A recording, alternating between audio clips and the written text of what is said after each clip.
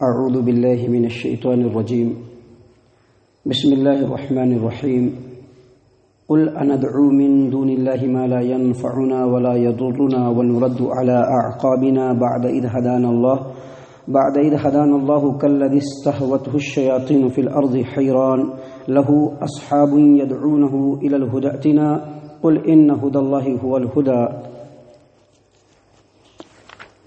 وأمرنا لنسلم لرب العالمين وأن أقيموا الصلاة واتقوه وهو الذي إليه تحشرون وهو الذي خلق السماوات والأرض بالحق ويوم يقول كن فيكون قوله الحق وله الملك يوم ينفخ في الصور عالم الغيب والشهادة وهو الحكيم الخبير۔ معزز سامعین کرام، یہ سورۃ الانعام ہے۔ سورۃ الانعام سورہ نمبر 6، اور اسی سورت سے ابھی آپ کے سامنے آیت نمبر 71، 72، 73 یعنی 71، 72، 73 یہ 3 آیات آپ کے سامنے تلاوت کی گئی۔ سامعین کرام، جب اللہ تبارک و تعالی نے ہمارے بابا آدم علیہ السلام کو اپنے ہاتھوں سے بنایا، ان میں روح پھونکنے کے بعد ان کو جو عزت اور مقام، شرف و فضل سے نوازا اور تمام فرشتوں کو سجدہ کرنے کا حکم دیا، تو ان کے یہ شرف و فضل کو دیکھ کر، ان کے یہ اعزاز و اکرام کو دیکھ کر کے ابلیس جل بھن گیا اور حسد اور بغض کا شکار ہو کر کے اللہ تبارک و تعالیٰ کے حکم سے بھی انکار کیا اور کہا کہ میں سجدہ نہیں کر سکتا۔ وہیں سے وہ راندہ درگاہ ہوا اور وہیں سے اس نے اللہ تبارک و تعالیٰ کے سامنے مہلت طلب کرتے ہوئے یہ کہہ دیا کہ میں آدم کی اس ذریت کو، اس کے زیادہ سے زیادہ لوگوں کو جہنم کا ایندھن بناؤں گا، آپ کی توحید سے بھٹکا کر کے شرک و بت پرستی کے راہ پر ان کو لے جاؤں گا۔ محترم سامعین کرام، وہیں سے اللہ تبارک و تعالیٰ نے آدم علیہ السلام کو زمین کے اوپر بسایا اور ساتھ ہی یہ وصیت کر دی کہ ہمیشہ ہماری طرف سے ہدایت تم لوگوں کی جانب آتی رہے گی، جس میں خالص توحید کی تعلیم ہوگی، اللہ تبارک و تعالیٰ کی بندگی کا راستہ دکھایا جائے گا، اور جو اس کو قبول کرے گا اس کو اللہ تبارک و تعالیٰ آخرت میں سرخروئی سے نوازے گا، دنیا کے اندر بھی اس کو اطمینان و سکون سے نواز دے گا۔ محترم سامعین کرام، جو ہدایتیں آنا شروع ہوئی، اسی ہدایت کی جو آخری کڑی ہے یہ قرآن کریم ہے، جس کو اللہ تبارک و تعالیٰ نے سب سے اخیر میں نازل فرمایا، اور یہ بالکل جامع کلام، مکمل دین اور ایک مکمل ضابطۂ حیات کی شکل میں اللہ تبارک و تعالیٰ نے اس کو نازل فرمایا۔ معزز سامعین کرام، یہ جو قرآن کریم ہے اور اس کے جو مضامین ہیں، اگر آپ اس کا تجزیہ کریں گے تو پورے قرآن کریم کو آپ 3 حصوں میں بآسانی بانٹ سکتے ہیں۔ ایک حصہ ہے جس میں اللہ کے رسول صلی اللہ علیہ وسلم کی رسالت کو اللہ تبارک و تعالیٰ نے دلائل سے ثابت کیا ہے۔ دوسرا جو حصہ ہے اس میں آخرت کے یقینی امر کو اللہ تبارک و تعالیٰ نے مختلف مثالوں سے سمجھایا ہے اور آخرت کے حالات کو بھی کھول کر کے بیان کیا ہے۔ اور جو تیسرا بڑا اور اہم ترین حصہ ہے، جس کو ہم پہلا حصہ کہہ سکتے ہیں، وہ اللہ تبارک و تعالیٰ کی توحید کو ثابت کرنا اور اللہ تبارک و تعالیٰ کو چھوڑ کر دوسروں کی جو عبادت کی جاتی ہے اس کے اندر جو کمزوری ہے، جو بوداپن ہے، جو بیکار عمل ہے، اللہ تبارک و تعالیٰ نے اس کو بھی واضح کیا ہے۔ سامعین کرام، آپ دیکھیں گے کہ قرآن کریم کے اندر مکی اور مدنی صورتیں ہیں، اس میں مکی صورتوں کی خصوصیت ہے کہ اللہ تبارک و تعالیٰ نے مکی صورتوں کے اندر شرک و بت پرستی کی قباحت کو واضح کیا ہے۔ وہ جو بیکار عمل ہے کس انداز کا ہے، اللہ تعالیٰ نے اس کو بھی واضح کیا ہے اور بتلایا ہے کہ توحید اور وحدانیت صرف اللہ تبارک و تعالیٰ کے حق میں ہے اور اللہ کے علاوہ کسی کی بھی عبادت کسی بھی انداز میں نہیں کی جا سکتی۔ یہ جو چند آیات ہیں، اس میں بھی اللہ تبارک و تعالیٰ نے انہی باتوں کو اجاگر کیا ہے اور بڑی ہی بلیغ اور زبردست دلائل کی روشنی میں اللہ تبارک و تعالیٰ نے ان باتوں کو ثابت کیا ہے۔ آپ دیکھیے، اللہ تبارک و تعالیٰ فرما رہے ہیں، اپنے اس دور کا بھی جائزہ لیتے جائیے۔ اللہ تعالیٰ فرماتے ہیں، قل، اے محمد عربی صلی اللہ علیہ وسلم آپ کہہ دیجئے، اندعو من دون اللہ ما لا ينفعنا ولا يضرنا، آپ کہہ دیجئے کہ کیا ہم اللہ کو چھوڑ کر کے ایسے معبودوں کو پکاریں جو نہ تو ہم کو نفع پہنچا سکتے ہیں اور نہ ہی ہمارا کچھ بگاڑ سکتے ہیں۔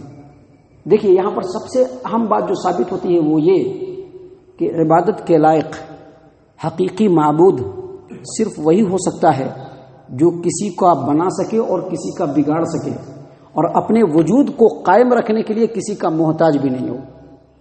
آج ہم بھی کسی کا فائدہ کر دیتے ہیں، بگڑتا تو ہم سے نہیں ہے، البتہ فائدہ ضرور کر دیتے ہیں۔ فائدہ جو ہماری طرف سے ہوتا ہے وہ بھی اللہ کی طرف سے ہوتا ہے، لیکن بظاہر ذریعہ ہم بنتے ہیں، اور اگر ہمارے ہاتھ سے کسی کا نقصان ہو بھی جاتا ہے تو بظاہر ذریعہ ہم بنتے ہیں، لیکن نقصان بھی اللہ تبارک و تعالیٰ کی مشیت سے ہوتا ہے۔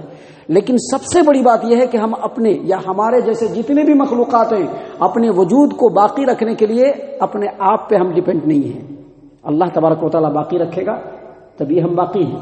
جب اللہ تبارک و تعالیٰ باقی نہیں رکھے گا ہم کو یہ دنیا چھوڑ کر کے جانا ہوگا۔ جب اللہ تبارک و تعالیٰ چاہے گا پوری دنیا کو ملیا میٹ کر دے گا اور دنیا میں ایک نفس نام کی چیز بھی نہیں رہے گی۔ تو معبود حقیقی وہی ہے جو بنا بھی سکے، بگاڑ بھی سکے، اور اپنے وجود کو برقرار رکھنے کے لیے اس کو کسی کی محتاجگی کی ضرورت بھی نہیں ہو۔ اللہ تبارک و تعالیٰ نے اسی پیغام کو آیت کریمہ کے اس ٹکڑے میں دیا ہے۔ فرمایا کہ آپ ان سے کہیے کہ کیا ہم اللہ کو چھوڑ کر ایسے کمزوروں کی عبادت کرنا شروع کر دیں، ایسے کمزوروں کو اپنا مشکل کشا حاجت روا سمجھنا شروع کر دیں جو نہ تو فائدہ پہنچا سکتے ہیں اور نہ ہی ہمارا کچھ بگاڑ سکتے ہیں، اور نہ ہی اپنا فائدہ کر سکتے ہیں اور نہ ہی اپنا کچھ بگاڑ سکتے ہیں۔ محترم سامعین کرام، آیت کریمہ کا جو اگلا ٹکڑا ہے اس میں اللہ تبارک و تعالیٰ نے بتلایا وَنُرَدُّ عَلَىٰ أَعْقَابِنَا بَعْدَ إِذْ هَدَانَا اللَّهُ كَالَّذِي اسْتَهْوَتْهُ الشَّيَاطِينُ فِي الْأَرْضِ حَيْرَانٍ۔ اللہ فرماتے ہیں کہ آپ ان سے کہہ دیجئے کہ کیا ہم اللہ کو چھوڑ کر کے ایسے جھوٹے معبود کو پکاریں جو نہ ہمارا کچھ بنا سکتے ہیں اور نہ بگاڑ سکتے ہیں۔ اور جب اللہ تبارک و تعالیٰ نے ہم کو ہدایت دے دیا اور توحید کو جب اللہ تبارک و تعالیٰ نے ہمارے دلوں میں اتار دیا تو کیا ہم ایڑیوں کے بل پھر جائیں، الٹے منہ بھاگنا شروع کر دیں؟ بالکل اس آدمی کی طرح سے جس آدمی کو جنگل میں شیطانوں نے حیران کر دیا ہو، بالکل بہکا دیا ہو اور وہ بالکل حیران ہو۔ اللہ مزید آگے فرماتے ہیں لہو اصحاب یدعونہ الی الہدی ائتنا، اس کے کچھ دوست ہوں جو اس کو پکار رہے ہو کہ آؤ، اگر ہدایت چاہیے تو ادھر آؤ، اگر سچائی چاہیے تو ادھر آؤ، اگر اچھائی چاہیے تو ادھر آؤ، اگر کچھ چاہیے تو ادھر آؤ۔ اللہ تبارک و تعالیٰ مزید فرماتے ہیں قل، آپ ان سے کہیے ان ھدی اللہ ھو الھدی، ہدایت تو صرف اللہ تبارک و تعالیٰ کی طرف سے ہے۔ وَأُمِرْنَا لِنُسْلِمَ لِرَبِّ الْعَالَمِينَ، اور ہم کو یہ حکم دیا ہے کہ ہم اپنے رب جو تمام جہانوں کا رب ہے اس کے فرما بردار بن جائیں۔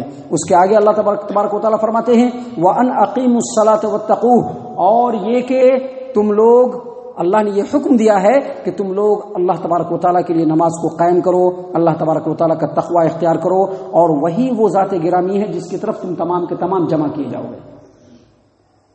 معزز سامعین کرام، یہ پوری بات ابھی آپ کے سامنے بیان کی گئی، اس کو ذہن نشین رکھتے ہوئے ایک بات ہمیشہ یاد رکھیے، جس طرح سے ہدایت اور حق کا رستہ ایک ہوتا ہے اور گمراہی اور ضلالتیں اس کے کئی راستے ہیں، ایک رستہ نہیں ہے گمراہ ہونے کا، گمراہ ہونے کے بہت سارے راستے ہیں، اور ہدایت کا ایک رستہ ہے۔ جس طرح سے یہ بات ہے بالکل اسی طرح سے جو توحید کے پرستار ہیں، جو اللہ کے پرستار ہیں، ان کا بھی معبود صرف ایک ہے، وہ اللہ تبارک و تعالیٰ، اور جو مشرکین ہیں ان کے معبود، ان کے حاجت روا، ان کے مشکل کشا لا تعداد ہیں، بے شمار ہیں۔ مثال کے طور پر آپ دیکھیے زمانہ جاہلیت کے اندر عرب کے ملک میں ہر قبیلے کا الگ الگ حاجت روا تھا۔ حبل کسی ایک قبیلے کا تھا، تو لات کسی ایک قبیلے کا، منات کسی ایک قبیلے کا، عزا کسی ایک قبیلے کا، اصاف کسی ایک قبیلے کا، اور نائلہ کسی ایک قبیلے کی، یعنی یہ سارے کے سارے جو دیوی دیوتا تھے یہ سب الگ الگ قبیلوں کے حاجت روا تھے۔ اسی طرح سے آپ ہندوستان اور مصر کی تاریخ کو دیکھیں گے تو یہاں پر ان گنت اور بے شمار دیوی دیوتاؤں کو لوگوں نے اپنا حاجت روا اور مشکل کشا سمجھ کر کے رکھا ہے۔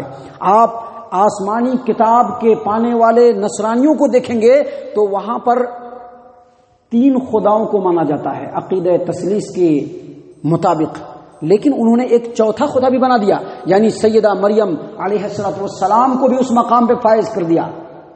اور جہاں تک ہم مسلمانوں کی بات ہے تو ہم مسلمانوں میں ہر پیر اور ہر امام حاجت روا ہے، ہر پیر مشکل کشا ہے، ہر ایک مزار لوگوں کی ضرورتوں کو پورا کرتا ہے، اور ہم مسلمانوں کا ایک بڑا طبقہ ایسے معاملے میں پھنس گیا ہے کہ جب وہ مزاروں کا چکر لگانا شروع کرتا ہے تو ایک مزار پہ جا کے اپنے ماتھے کو ٹیکتا ہے، اپنے حاجت روائی کی دعائی دیتا ہے، اور وہاں پر اگر اس کی ضرورت پوری نہیں ہوئی تو پھر دوسرے مزار پر جاتا ہے، وہاں پر بھی پوری نہیں ہوئی تیسرے مزار پر جاتا ہے۔ کہنے والے جو شیطان صفت ہوتے ہیں، جو یقینی طور پر شیطان ہوتے ہیں، وہ کہتے ہیں کہ اگر یہاں پر آپ کی منت پوری نہیں ہوئی ہے تو آپ فلاں بابا کے پاس چلے جائیے، وہ تو ان سے بھی زیادہ پہنچے ہوئے ہیں، وہاں پر بھی پوری نہیں ہوئی تو پھر پکاریں گے کہ نہیں ادھر نہیں، آپ اس بڑے بابا کے پاس جائیے، آپ ایک کام کیجئے، بغداد چلے جائیے، محبوب سبحانی کے مزار پہ چلے جائیے، وہاں پر آپ کو مل جائے گا۔ یہی چکر لگواتا رہتا ہے کون؟ شیطان۔ اور انسان کیا ہوتا ہے؟ حیران کہ یہاں جائے کہ وہاں جائے کہ وہاں جائے۔ اللہ تبارک و تعالیٰ نے کیا کہا؟ اللہ تبارک و تعالیٰ نے کہا کہ جب اللہ نے مجھ کو ایک اللہ تبارک و تعالیٰ کے در پر جھکنے کی ہدایت دے دی ہے تو میں پیٹھ کے بل کیوں پھروں، ایڑیوں کے بل کیوں بھاگ جاؤں، کیوں ایسے آدمی کی طرح سے ہو جاؤں جس کو جنگل میں شیطان نے بہکا دیا ہو اور وہ اس بہکا میں ٹامک ٹوئیاں مارتے ہوئے حیران ہو کہ اس معبود کے پاس جائیں کہ اس معبود کے پاس جائیں کہ اس بابا کے پاس جائیں کہ اس مزار کے پاس جائیں کہ کس مزار کے پاس جائیں، کیونکہ بلانے والا بلاتے رہتا ہے۔ اپنے سماج و معاشرے میں دیکھیے، ابھی ایک آدمی یہاں کے بازو کے مزار میں جائے گا اور جا کر کے وہاں پر کوئی حاجت روائی کرے گا، کہے گا کہ میرے یہ کام پورا ہو جائے، اور جب پورا نہیں ہوگا یہاں کیا جاتے ہوں، ارے ذرا گلبرگہ چلے جاؤ، ابھی گلبرگہ میں نہیں ہوگا چلے جاؤ اجمیر شریف، وہاں نہیں ہوا فلاں شریف چلے جاؤ، چلاں شریف چلے جاؤ۔ یہ سب بہکاتے رہتے ہیں، شیطان حیران بناتے رہتے ہیں۔ اللہ تبارک و تعالیٰ یہاں پر ان تمام مثالوں کو بیان کرنے کے بعد اپنے پیارے رسول صلی اللہ علیہ وسلم کو حکم دیا۔ اللہ فرماتے ہیں کہ آپ ان سے کہیے ان ھدی اللہ ھو الھدی، دنیا اور آخرت کی اگر عافیت چاہتے ہو تو اللہ کے دربار کے علاوہ کسی بھی دربار میں نہیں ملے گی۔ دنیا اور آخرت کی اچھائی چاہتے ہو تو رب العالمین کی نظر کرم کے علاوہ کسی بھی نظر کرم سے ملنے والی نہیں۔ قل ان ھدی اللہ ھو الھدی، آپ کہہ دیجئے کہ ہدایت اور رہنمائی اور سیدھا راستہ اور جنت کا راستہ، دنیا کے اندر اطمینان و سکون کا راستہ، آخرت میں اچھائی کا راستہ اگر کہیں مل سکتا ہے تو اللہ تبارک و تعالیٰ کے بتائے ہوئے راستے پر مل سکتا ہے، باقی کہیں نہیں مل سکتا ہے۔ اب تمہارا جو مرضی ہے کرو۔ امرنا، اللہ تبارک و تعالیٰ نے ہم کو یہ حکم دیا ہے، ہم کو یہ حکم دیا گیا ہے کہ ہم تمام جہانوں کے پالنے والے رب العالمین کے فرما بردار بن جائے، اور ہم کو یہ حکم دیا ہے کہ ہم نمازوں کو قائم کریں، تقوی اختیار کریں، اور وہی وہ ذات گرامی ہے جس کی طرف تم تمام کو، چاہے مشرک ہو، چاہے موحد ہو، چاہے کوئی بھی ہو، چاہے دہریہ ہو، ہر ایک کو مرنے کے بعد اسی کے بارگاہ میں جمع ہونا ہے۔ محترم سامعین کرام، یہاں پر توحید کی بات تھی جس کو اللہ تبارک و تعالیٰ نے مثالوں کے ذریعے سے سمجھایا۔ اب آگے اللہ تبارک و تعالیٰ نے یہ بتلایا ہے کہ یہ جو دنیا ہے، یہ دنیا کو چپ کے پیدا نہیں کر دیا گیا ہے کہ انسان دنیا میں پیدا ہو، پیدا ہونے کے بعد جوان ہو جائے، خوب کمائے کھائے، جو مرضی ہو کرے، اور اس کے بعد کھیل ختم، تماشا ہضم۔ ایسا نہیں ہے، بلکہ اس دنیا کو اللہ تبارک و تعالیٰ نے ایک خاص مقصد سے پیدا کیا ہے کہ اس دنیا کے اندر ایک تعمیری کام ہو۔ اللہ تبارک و تعالیٰ فرماتے ہیں وَهُوَ الَّذِي خَلَقَ السَّمَاوَاتِ وَالْأَرْضَ بِالْحَقِّ، وہی وہ ذات گرامی ہے جس نے آسمانوں اور زمین کو حق کے ساتھ پیدا کیا، یعنی اس کا مقصد ہے۔ یہ جو دنیا ہے کوئی کھیل تماشا نہیں ہے کہ جو بچے مٹی کا گھروندہ بناتے ہیں، اس کے اندر اپنے گڈے گڑیا کو رکھتے ہیں، ادھر چھوٹے چھوٹے برتن ہوتے ہیں، کھیل کود کر کے پھر اس کو مٹا دیتے ہیں۔ یہ دنیا وہ نہیں ہے، بلکہ اللہ تبارک و تعالیٰ نے اس دنیا کو ایک خاص مقصد سے پیدا کیا ہے۔ اگرچہ اس مقصد کی کمپلیٹ وضاحت آپ کو ایک آیت کریمہ میں نہیں ملے گی، لیکن آپ مختلف آیت کریمہ کے اوپر غور کریں گے تو پتہ چلے گا کہ اس دنیا کے اندر جتنے بھی نظام ہے اس کو اللہ تبارک و تعالیٰ نے انسانوں کی خدمت کے اوپر معمور کر کے رکھا ہے، چاہے چاند ہو، سورج ہو، ستارے ہو، زمین پر اگنے والے پھل فروٹ ہوں، غلے جات ہوں، ہر چیز کو اللہ تبارک و تعالیٰ نے انسانوں کی خدمت پر معمور کر کے رکھا ہے۔ اور انسانوں کو اس لیے پیدا کیا کہ وہ دنیا میں با اختیار بن کر کے رہے، اس کو ارادہ ہو، اختیار ہو، چاہے تو یہ والا راستہ اختیار کر لے، چاہے تو یہ والا راستہ اختیار کر لے. اس کو اختیار دے دیا. اور اختیار دینے کی وجہ کیا ہے؟ کہ اللہ اس کو آزمائے کہ اس اختیار میں بھی وہ اللہ تبارک و تعالیٰ کا فرما بردار بنتا ہے یا نہیں بنتا ہے. اختیار صرف اس لیے دیا گیا ہے، اختیار اس لیے نہیں دیا گیا ہے کہ خوب جم کر کے دنیا کمائیے، دنیا گزاریے اور فلیٹ سے اپنے مکانوں میں جا کر کے سو جائیے اور زندگی گزارتے رہیے، موت آئے تو مر جائیے، اس کے بعد کچھ نہیں ہوگا. ایسا نہیں ہے. بلکہ دنیا میں جو اختیار دیا گیا ہے آزمانے کے لیے کہ اس اختیار میں بندہ اللہ رب العالمین کا فرما بردار بنتا ہے کہ نہیں بنتا ہے. اللہ فرماتے ہیں وَهُوَ الَّذِي خَلَقَ السَّمَاوَاتِ وَالْأَرْضَ بِالْحَقِّ. اللہ تبارک و تعالیٰ نے ایک بڑے مقصد کے تحت اس آسمانوں اور زمین کو پیدا کیا ہے. اور مزید آگے فرماتے ہیں وَيَوْمَ يَقُولُ كُن فَيَكُونُ. اور جب اس دنیا کی زندگی لوگ گزار لیں گے، دنیا خود اپنے آخری مقام پہ پہنچ جائے گی اور اللہ تعالیٰ کو اب دوسری دنیا بسانا ہوگا جس کو قیامت کہا جاتا ہے. تو اللہ فرمائیں گے کن ہو جا فیکون، ہو جائے گا، قیامت قائم ہو جائے گی. اللہ مزید آگے فرماتے ہیں قولہ الحق. اللہ تبارک و تعالیٰ کی بات جو ہے بالکل برحق ہے، اس کو کوئی ہلا نہیں سکتا، اس کے اندر کوئی تبدیلی نہیں ہو سکتی. اللہ کا کلام حق ہے. وَلَهُ الْمُلْكُ يَوْمَ يُنفَخُ فِي الصُّورِ. اور جس دن سور پھونکا جائے گا اس دن اسی کی بادشاہت ہوگی، اسی کا اختیار ہوگا. دیکھیے کتنی باریکی ہے اللہ تبارک و تعالیٰ کے کلام میں. دنیا کو پیدا کیا، انسانوں کو اختیار دیا. اب یہاں پر انسان کو اختیار ہے، چاہے تو جنت خرید لے چاہے تو جہنم خرید لے. جب یہاں سے جائے گا قیامت کے میدان میں پہنچے گا کوئی اختیار نہیں ہوگا، بولنے کی بھی صلاحیت نہیں ہوگی، بولنے کی بھی اجازت نہیں ہوگی. جو دنیا میں بویا ہوگا وہ آخرت میں کاٹے گا. دنیا میں اگر گلاب کی کاشت کی ہوگی، گلاب کی کھیتی کی ہوگی، گلاب کی خوشبو ملے گی. اور اگر دنیا میں کانٹوں کو بویا ہوگا تو آخرت میں کانٹوں کے سیج پر سونا پڑے گا، کوئی دوسرا اختیار نہیں ہوگا. وَلَهُ الْمُلْكُ يَوْمَ يُنفَخُ فِي الصُّورِ. اسرافیل علیہ السلام سور پھونکیں گے. جب اللہ تبارک و تعالیٰ اس دنیا کو تہس نہس کرنا ہوگا، اسرافیل علیہ السلام سور پھونکیں گے، دنیا تباہ و برباد ہو جائے گی. پھر دوبارہ سور پھونکا جائے گا، دنیا پھر سے پیدا ہو جائے گی. جیسا کہ صحیح البخاری کتاب التفسیر کی روایت ہے، ابو ہریرہ رضی اللہ عنہ بیان کرتے ہیں کہ سور 2 مرتبہ پھونکا جائے گا. ابو ہریرہ رضی اللہ عنہ بہت بڑے محدث، امام المحدثین، لوگوں کے اپنے شاگردوں کے درمیان حدیث بیان کر رہے ہیں کہ 2 مرتبہ سور پھونکا جائے گا اور دونوں سور کے درمیان 40 کا وقفہ ہوگا. شاگردوں نے پوچھا کہ 40 سے مراد کیا 40 دن؟ کہا کہ یہ میں نہیں بول سکتا کیونکہ پیارے نبی صلی اللہ علیہ وسلم نے نہیں بتلایا. کہا کہ 40 مہینہ، کہا کہ یہ بھی نہیں بتا سکتا. کہا 40 سال، کہا کہ یہ بھی نہیں بتا سکتا. اس کے بعد کہا ابو ہریرہ رضی اللہ عنہ نے کہ جب دوسری مرتبہ سور پھونکا جائے گا تو آسمان سے بارش برسے گا، اور جس طرح سے بارش برسنے کے بعد زمین سے پودوں کی جو کونپلیں پھوٹتی ہے نکلتی ہے، ویسے ہی انسان نکلنا شروع ہو جائیں گے. اور اس کے بعد سمجھایا کہ دیکھو انسان جب مٹی کے اندر گڑتا ہے، مٹی کے اندر جاتا ہے، اس کا پورا جسم سڑ گل جاتا ہے، پورا جسم گل جاتا ہے. صرف ایک ہڈی جس کو عجب الذنب کہتے ہیں، یعنی وہ ہڈی جو اس جگہ پہ ہوتا ہے جہاں پہ جانوروں کی دم نکلتی ہے، وہ ہڈی باقی رہے گی. اور اسی ہڈی سے اللہ تبارک و تعالیٰ جوڑ جاڑ کر کے پھر دوبارہ انسان کو پیدا کر دے گا.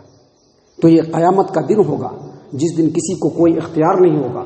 اختیار اس دنیا کے اندر ہے، اس اختیار کا فائدہ اٹھایا جائے، اللہ تبارک و تعالیٰ کی اطاعت و بندگی کی جائے، اسی کی فرما برداری میں زندگی گزاری جائے. یہی ایک انسان کے لیے ضروری ہے. اس لیے اللہ تبارک و تعالیٰ نے فرمایا عالم الغیب والشہادہ، اللہ تعالیٰ کھلے اور چھپے تمام باتوں کو جاننے والا ہے، اور وہی انتہائی حکیم اور ہر چیز کے اوپر باخبر ہے. محترم سامعین کرام، یہ باتیں ہیں جو اللہ تبارک و تعالیٰ نے خالص ہماری نصیحتوں کے لیے بیان فرمایا ہے. اللہ تعالیٰ سے دعا ہے کہ اللہ تعالیٰ ہم تمام کو ان نصیحتوں کے اوپر غور و فکر اور تدبر کرنے کی توفیق عنایت فرمائے. ہمارا رب ہم تمام کو صحیح معنوں میں مومن اور مسلمان بنائے، جنت الفردوس میں جگہ عطا فرمائے. اے اللہ ہم تمام کو جہنم سے پناہ دے. اے رب العالمین ہم تمام کو جہنم سے پناہ دے. اے مالک الملک ہم تمام کو جہنم سے پناہ دے. آمین یا رب العالمین. وما علینا الا البلاغ المبین.